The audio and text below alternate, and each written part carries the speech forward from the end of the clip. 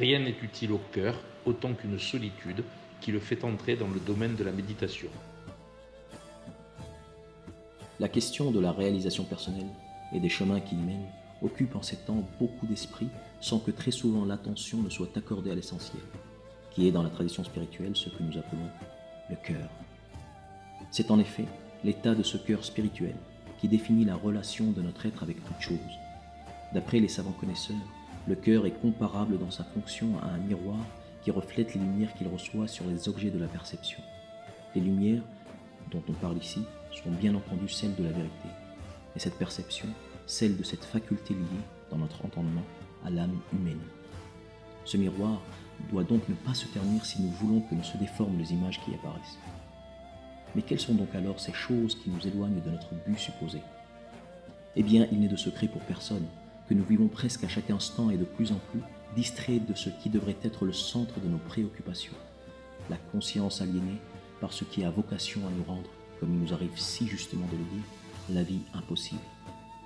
Il s'agit donc de se libérer de ce qui nous voile à nous-mêmes et nous impose le joug de la servitude à travers ces ennemis jurés que sont notre moi, le diable, le monde et ses passions, et les gens.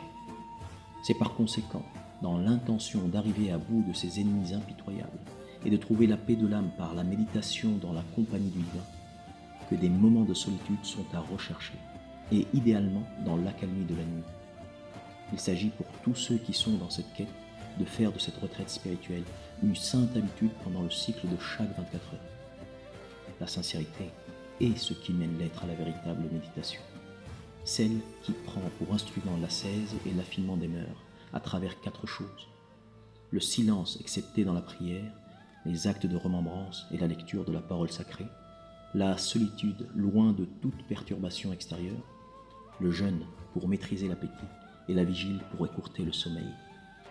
C'est lorsque tout ce qui compose notre existence est enterré dans l'obscurité d'une terre fertile et que s'anéantit le reflet de toute apparence de ce monde en ce cœur, que les rayons d'une lumière authentique irradient enfin nos vies et que tombent ces idoles intérieures qui obstruaient la vision.